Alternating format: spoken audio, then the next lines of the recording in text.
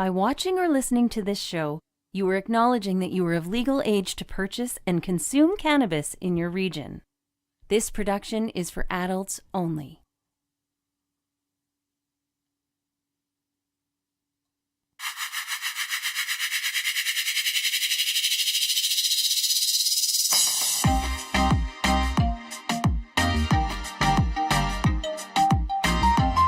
Welcome to the Cannabis 101 podcast, part of the Cannabis Life Experience. Your guide through the legalization and consumption of cannabis in Canada and beyond. Join us on this journey and adventure with the wonderful plant. Here's your host, Dean Millard.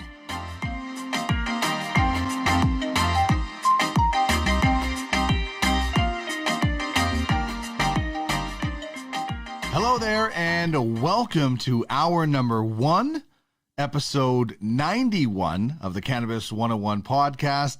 Happy 420, everybody. What a day to celebrate, and what a day to have a show on this occasion. On this show, it's not just about getting high, it's about getting healthy, and we've got some interesting science when it comes to cannabis to talk about on the show today, but there is one way to get things going on the program, especially on 420, especially that this show was posted at 4:20 a.m. It's time to find out what's your groove.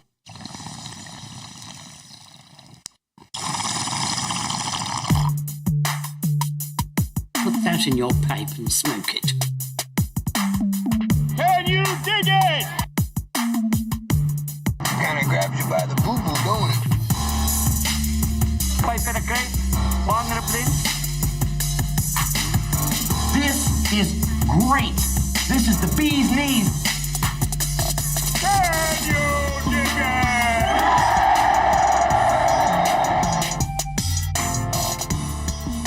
So when I ask what's your groove, I want to know what, if anything, are you grooving with as you listen to this show? Maybe you've got some nice CBD. Maybe you've got a joint, a bong, edibles, a drink. Who knows? Maybe you got a really nice dab rip get going in one of your rigs or portable rigs. I use the Slash from Stone Smith. So just want to know if you are indeed grooving to something while you're listening or watching this show. Please let me know. I'm going to get my groove on.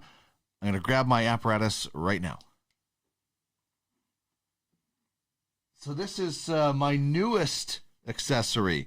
I call it the joint bus. It's looks like a peace love van, and I put a joint into the bowl. You got the intake and the outtake here. That's the choke, and the cool thing, it looks like it's idling when there's anything left over in it. So I love this. We picked this off. My wife, Nosy McGee, Trish Millard, picked this up actually for me at St. Albert Smoke and Munchies in St. Albert on St. Albert Trail. So cheers to them, and obviously to you guys here on 420. So let me get my groove on with the joint bus.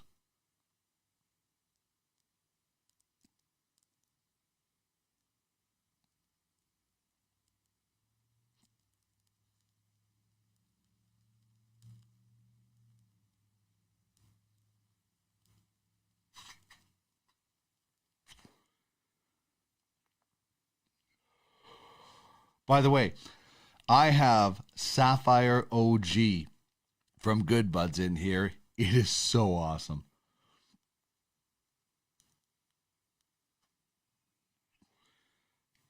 And Tyler Rumi, the CEO of Good Buds, is going to join me on hour number 2 on Wednesday. Can't wait for that one.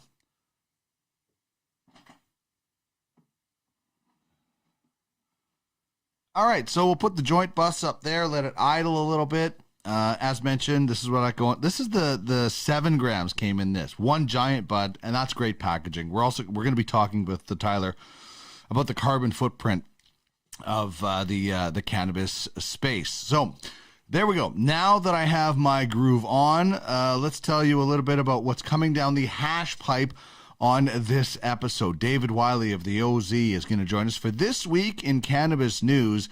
We're going to discuss science backing up the entourage effect and, reinforcing for people that it's not just about THC.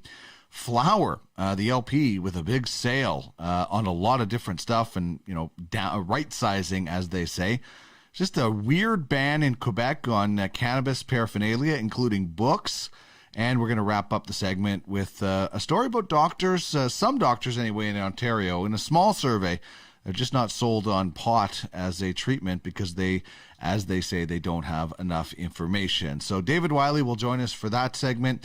Malka LaBelle can't make it on this one, a little under the weather. So please, Malka, if you're watching, we hope you're feeling a lot better and can join us again next week. She's got some really good stuff going on at truthoncannabis.org. Some stuff dropped today on truthoncannabis.org. So check that out, and Malka hopefully will be able to join us next week.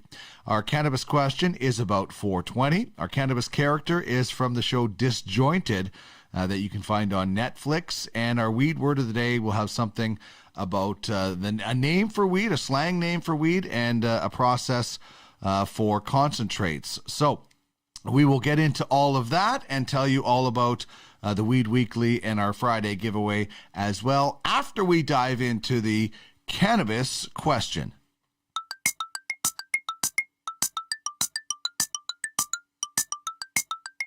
It's prize time. Chime in on the Cannabis Question. Okay. And you could win a Cannabis 101 podcast prize pack. Pipe and a crepe, bong and a blint. Hit us up on any of our social media feeds or email us at cannabis101podcast@gmail.com. Okay, here we go.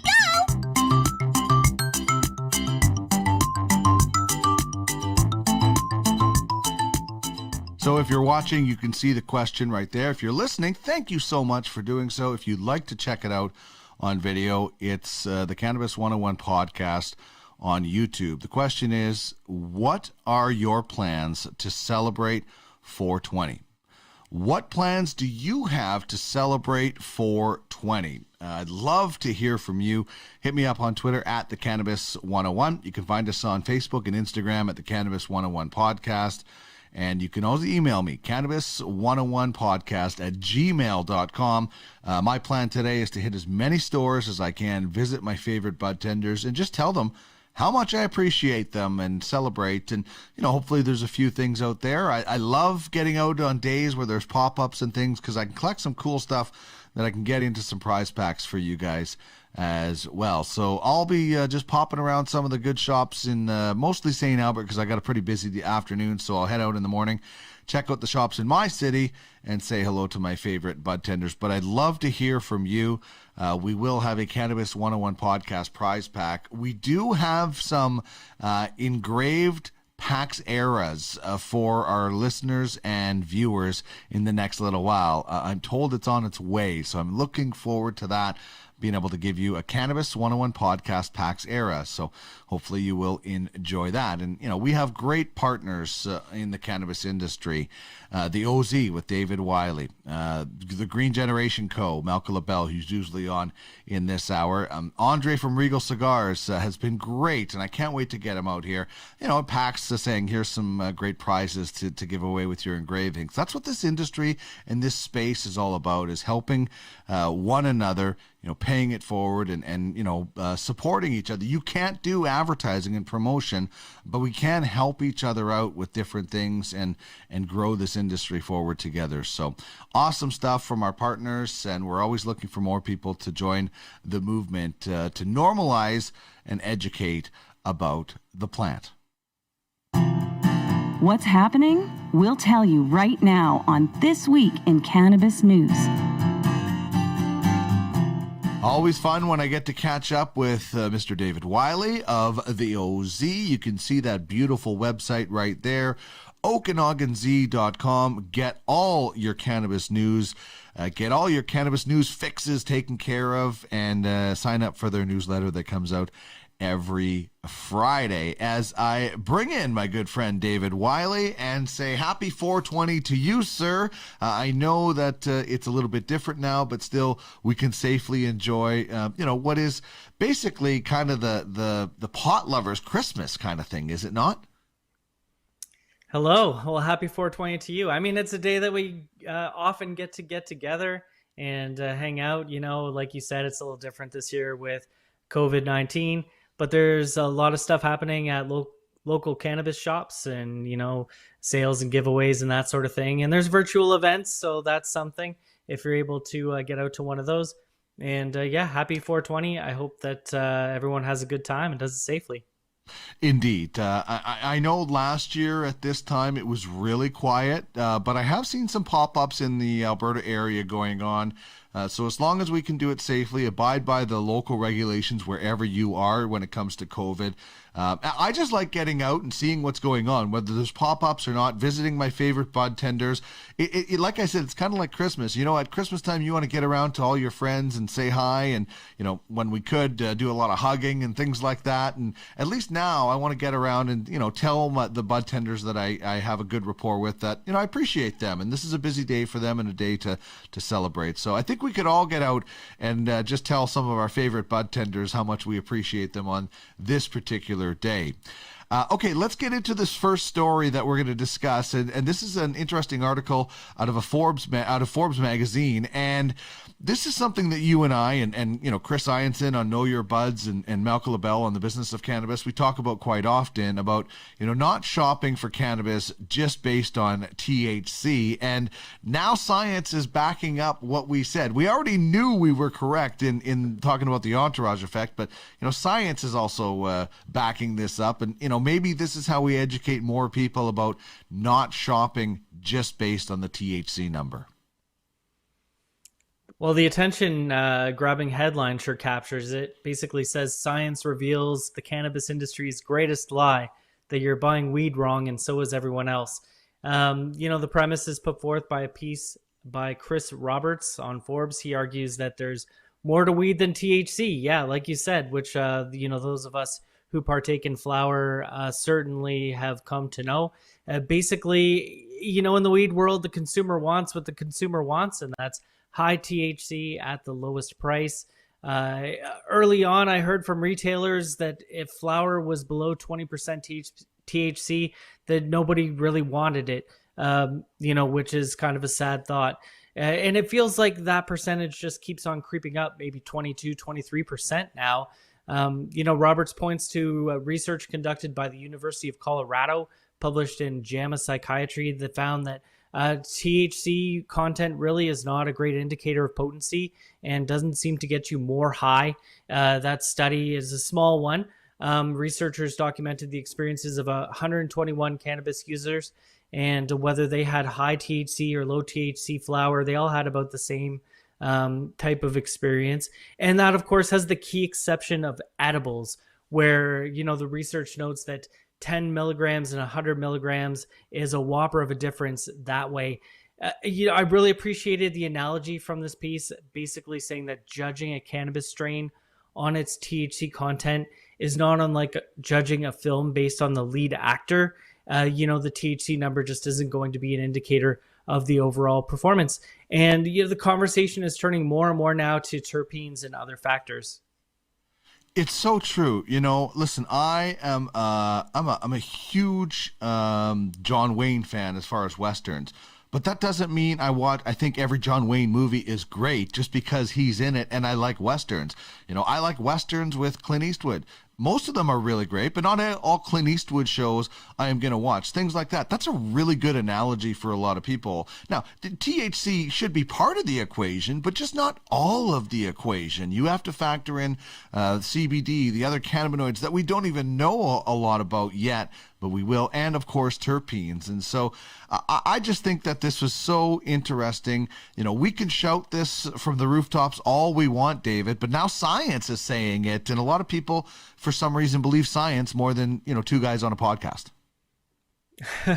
Well, science does take into account more experiences, and the research notes too that there's just really other aromatic compounds in cannabis, and all of these work together in that phenomenon that you mentioned before, known as the entourage effect.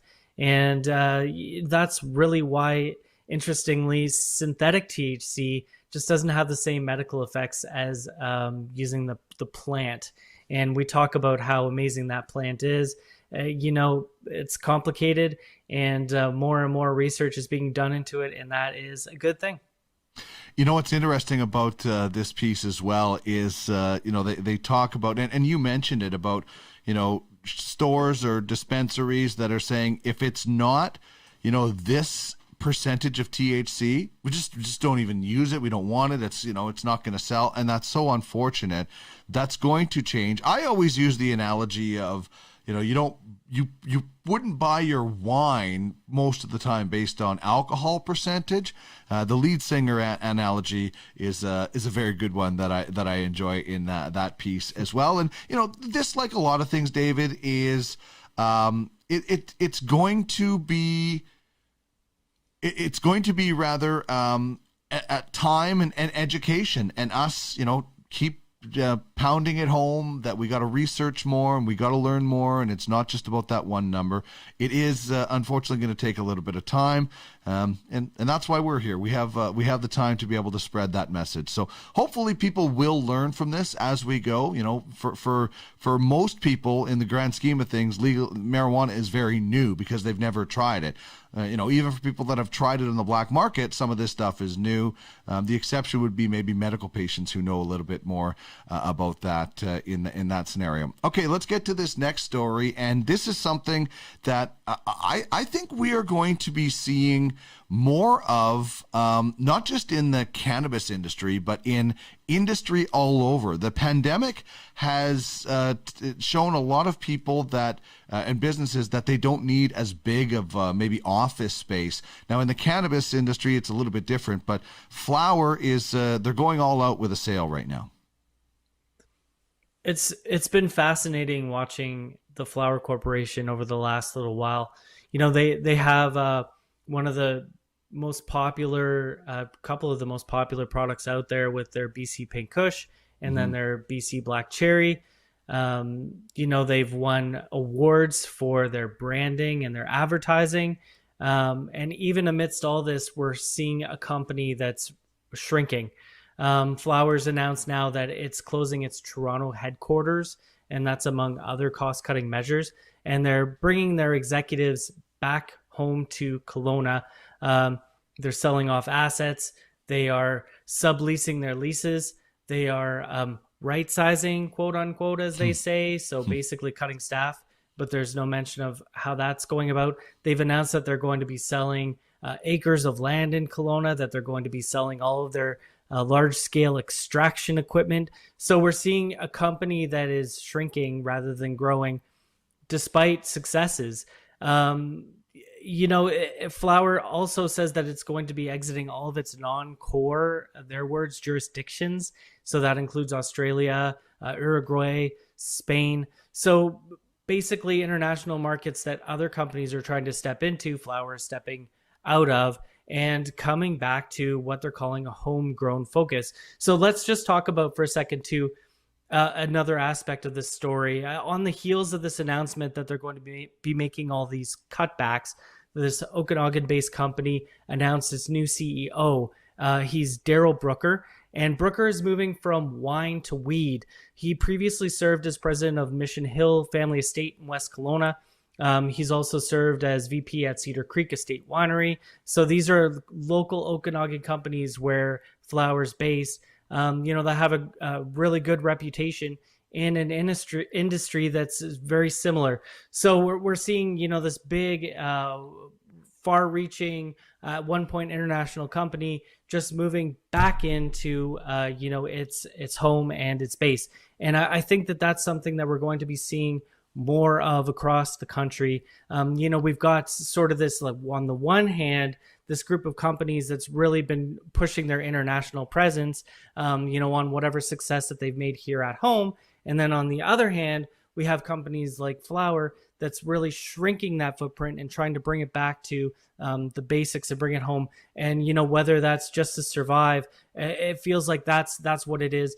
even mentioning their marketing. Their agency of repute is 0 trillion, and they're offering them $350,000 or so in stock just in order to pay that bill. So there's struggles here, and basically the strategy that they're employing is to bring it back home.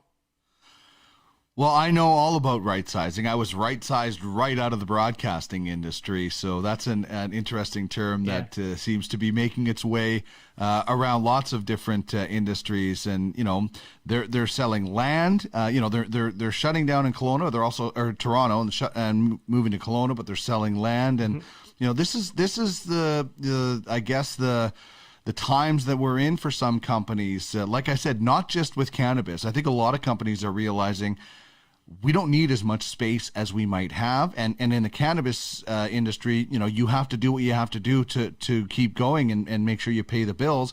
And obviously Flowr is going to be concentrating on flower, which is kind of their core and their staple. And which they've done great at. So it's fascinating to see, a company with such a good reputation and presumably sales to back up that reputation, shrinking its footprint. Indeed. And, I hope this is, post-COVID, some of these companies get back to, maybe not what they were expecting in the beginning, but get back to that, because ultimately it leads to job loss. And that's the most unfortunate thing about all of this. Whether a company is making the different kind of concentrates isn't the big thing for me. It's that, where are these people going to get their next meal and pay their bills from that used to have a job because of the unfortunate right sizing in that situation. All right, speaking of unfortunate, what's happening in Quebec is unfortunate. I mean, Quebec seems really kind of strange to me as far as their regulations. I mean, on one hand, you can't vape. On the other hand, you can light up a cigarette or a joint, which is actually combustible. Lighting something on fire and inhaling it. So there's a lot of strange things in my mind, especially this next story we're going to talk about. A ban on products, including books about cannabis. Yeah, there is a legal challenge underway to overturn that ban, pretty much on all cannabis swag. And, that includes books, magazines, T-shirts. Basically, the provincial government is arguing that the ban is intended to reduce the harmful effects of cannabis use on the public, particularly young people. Their lawyer compared it to restrictions on tobacco advertising. The Canadian press is reporting that Christopher Manello, who's the owner of Prohibition, that's a head shop, a chain of accessory stores based in the Montreal area, says that it doesn't make sense that it's had to stop selling this kind of merchandise after legalization. They say that, after 35 years of selling products, they weren't expecting for it to become illegal with legalization. So chalk that up to some of those bizarre things that have happened with the legal changes. He says that you can't even sell a T-shirt that has 420 on it. For example, he can't sell candles, books, like you mentioned, or magazines. So this is a case now that's been argued before a Quebec Superior Court judge. The trial did end last week, and the judge says that he's going to be deliberating before rendering a decision. This is a bit of a personal one for me. We're banning books now and magazines. If I were in Quebec, that this is something that would affect me personally, or I wouldn't even be able to put a magazine in a cannabis store. And, of course, that's something that's near and dear to my heart because it's something that I do out here. The bottom line is here that cannabis laws need to catch up. Liquor laws are so different. And, they're comparable when it comes to marketing and advertising and swag and whatever else. And, this is just straight up discrimination now is all it is. 100%. And, it's cannabis is stuck in the middle between alcohol and tobacco. And I've told you many times my conversation with Anne McClellan about being on the task force to make the recommendations. about her saying, yeah, cannabis, alcohol, and tobacco should all be treated the same, but they're not. And they're not going to be. You're never going to get alcohol back in the bottle the way tobacco is. So cannabis is stuck in the middle. And all anybody ever is saying in the cannabis industry is put us on equal footing with everybody else. Just let us, exist equally with everybody else. And stuff like this is a guy's livelihood you're messing with because of a product is illegal. Can you imagine if you couldn't sell a beer t-shirt? The alcohol industry would be rioting in the streets. I mean, Quebec, get with it. This is 2021. It's not reefer madness anymore. It's an absolute joke. And, when you're talking about books and magazines, that's bringing in a whole different element of free speech and things like that. So this, I cannot see this challenge not being won, because this just seems like this is right out of like a Footloose sequel or something like that. Instead of dancing, they're banning books. It's an absolute joke.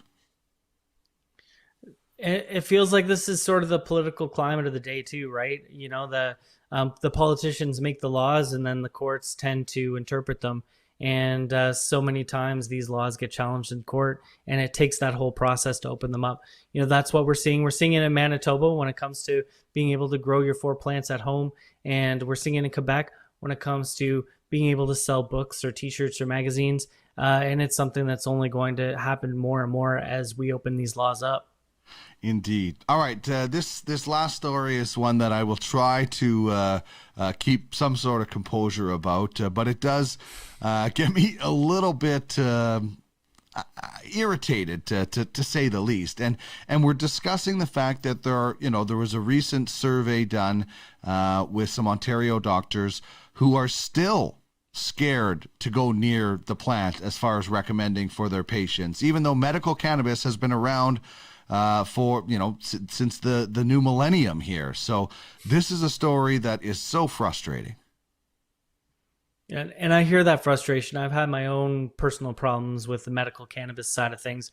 It's not easy to navigate, and doctors overall are not open to it. Medical cannabis has been legal for 20 years, and some doctors still aren't convinced that it's legitimate medicine. CBC story says that some Ontario doctors are hesitating to prescribe medical cannabis to patients who are suffering long-term pain. And new McMaster University studies showing that that's because some of these doctors still don't know whether it's helpful or harmful. Doctors are telling researchers that they, by and large, just feel ill-equipped because of the limitations on their training and on the evidence that's out there. This study, again, we're talking about a small study. A lot of them seem to be these days. They only talked to 11 doctors between January and October 2019. Their findings are published in the Canadian Medical Association Journal. And main concern of doctors that were surveyed included that there were potentially harmful effects on cognitive development, possible worsening of existing mental illness in patients, that the drug's effects on older adults, I should say the plant's effects, the drug's effects would be the doctor's words, of course. Mm-hmm. And, that may include dizziness or drowsiness. Now, the bottom line again here is that just doctors need more proper guidance and better education. Right now, they want cannabis to be put through the same paces as pharmaceuticals. And, if that's what it takes, bring it on.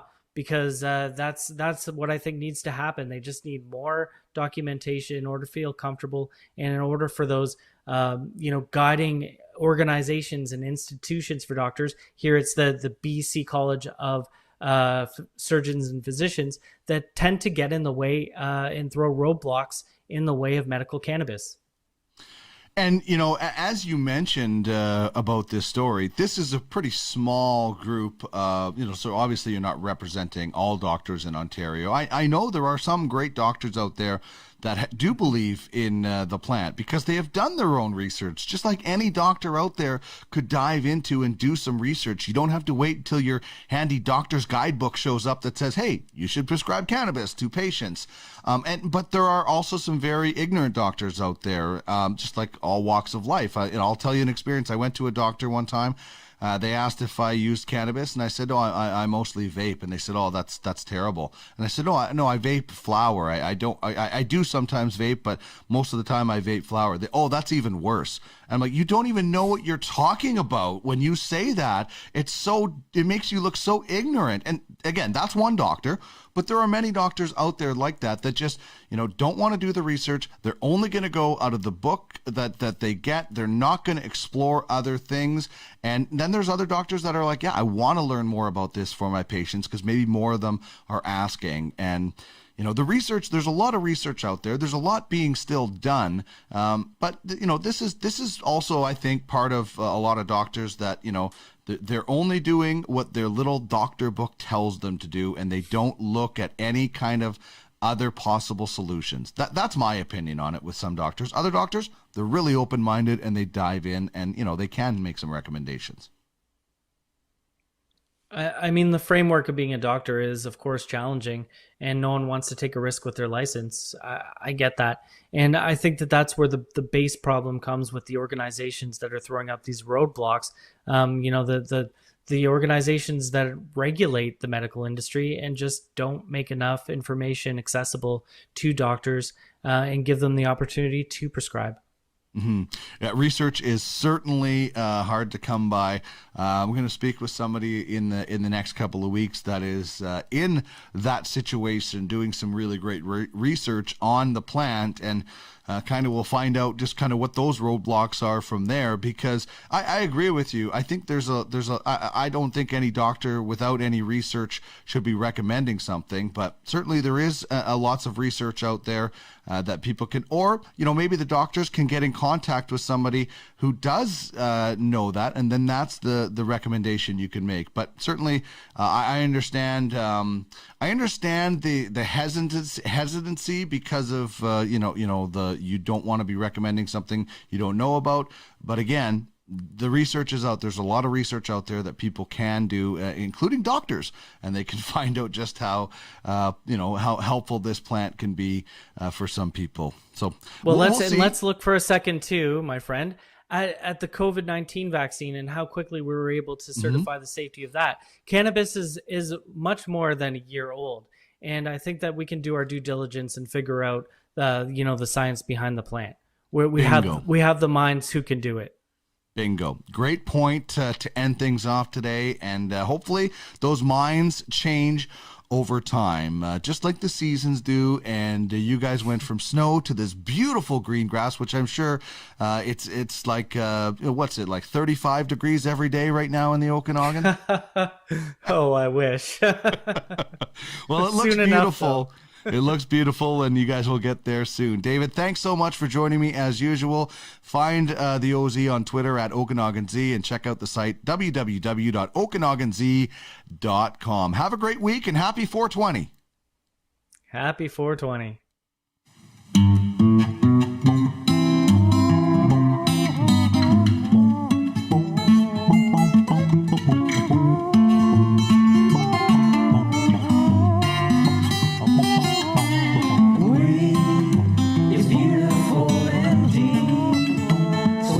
Smoke some grass. It's time to bust out this podcast.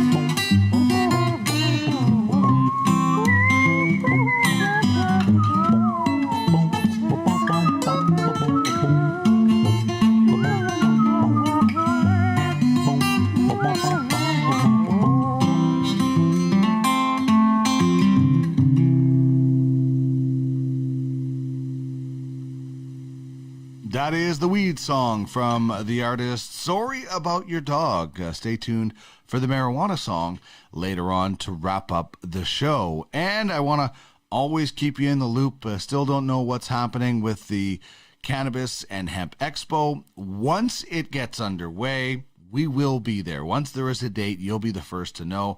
For more information, it's cannabishempexpo.com. We will have some tickets to give away because we'll be there broadcasting episodes of the Cannabis 101 podcast. Love to meet some of the audience that listens and watches this show and meet new cannabis consumers as well. Should be a lot of fun whenever that event eventually gets off the ground. You got a joint? No, not on me, man. It'd be a lot cooler if you did. Time now for Cannabis Characters. Dopest dope I've ever smoked. Celebrating the best from fictional 420 film Hey, I am your stoner. and beyond. Heavy girl with that, man. Is it heavy stuff, man?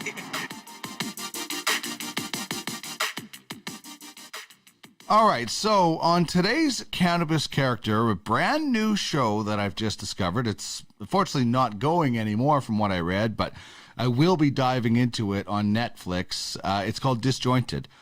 Maybe a lot of you have already seen it, but I haven't. And the main character is Kathy Bates. Man, Academy Award-winning Kathy Bates.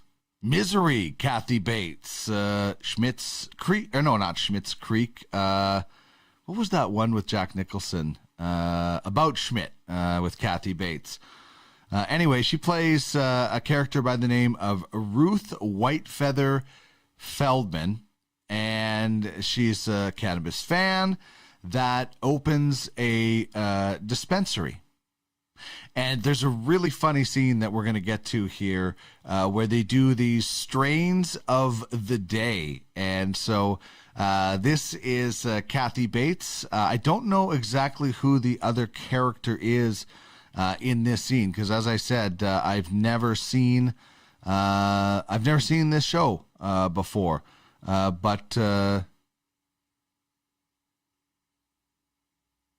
Anyway, we will get to this clip featuring Kathy Bates from the show Disjointed. Hello, and welcome to Strain of the Day. You know, for me, one of the most exciting things about working in the cannabis space is the opportunity it affords female entrepreneurs. Which brings me to today's strain, Eve's Bush. Eve's Bush is the only strain of marijuana guaranteed to have never been touched by male hands. From seed to pipe, no creature with a Y chromosome has ever penetrated the horticultural hymen of this bud. I've known the women who run Eve's Bush Farm for over 30 years, and I can attest to the militancy and virulence of their lesbianism. They hate men. They just do. Eve's Bush is a perfect choice, whether you want to reconnect with your inner goddess or just scissor with your bestie. Eve's Bush is available at $45 an eighth, but we're offering a special 25% discount for every marginalized group to which you belong. So if you're a disabled, transgender Latina, you smoke free. Eve's Bush. Put your mouth on it. All right, so the other character is Jenny, played by Elizabeth Ho, and that looks like it's pretty funny. Put your mouth on it. Good stuff. Kathy Bates, very, very awesome actor, and I can't wait to get into that show a little bit more. So today's Cannabis Character is Kathy Bates, playing Ruth Whitefeather Feldman in the program Disjointed, and it looks like it is a lot of fun. All right, we're going to get into Weed Word of the Day and much more right after these words.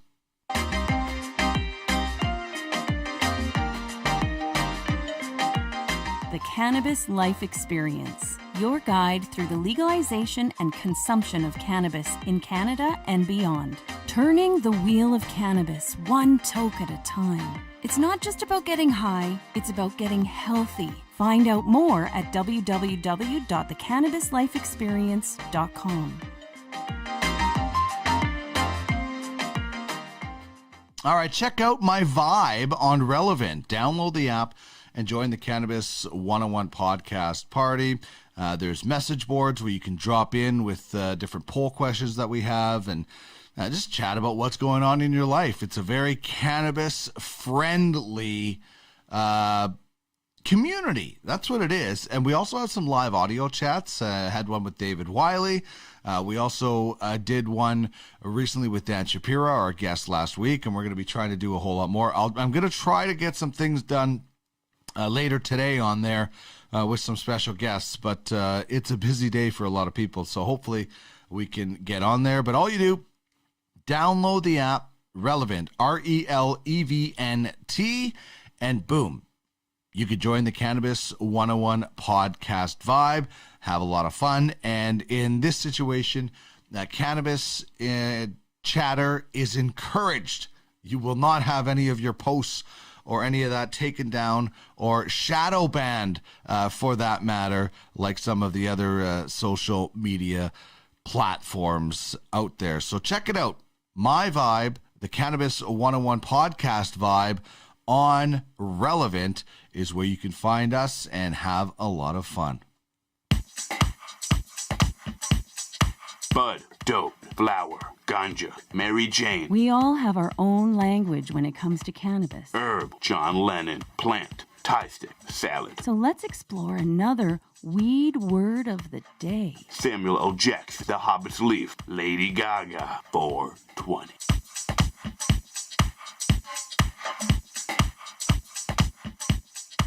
All right, if you're watching, you can see the words there. If you're listening, this is the slang word we're going with on Weed Word of the Day. We give you one slang and one standard term, and the slang word is ganja. And ganja, from what I've read, is the oldest English language slang term for cannabis. It goes back to before 1700. It comes from the Sanskrit word for cannabis, ganja, most common word as well for weed in Jamaica. Now, the standard term that we're going with is full spectrum. And full spectrum oil keeps all of its cannabinoids and terpenes from a chosen cultivar. Full spectrum oil is thought to increase a product's effectiveness by increasing the entourage effect. Live resin is an example of full spectrum extract. Now, the difference between whole plant and full spectrum is that full spectrum oil draws exclusively from the plant's trichomes. So there you go, weed words of the day, going with a little ganja as well as full spectrum in our standard term.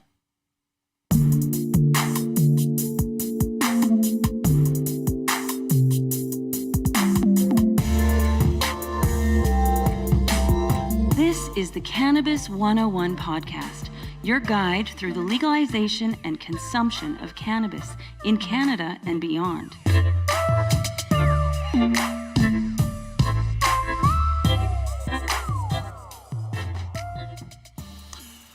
All right, that is just going to about wrap things up for us on hour number one. If you're watching, please subscribe to that YouTube channel, the Cannabis 101 podcast. Just hit that bell. You get a notification every time we put out an episode, and we try to have something every single day uploaded at 4:20 a.m. Mountain Time. If you're listening, please subscribe wherever you do that. Really easy. Drops it right into your podcast library, and please leave us a review. Let us know what you think of the show, what you think we could do a lot better.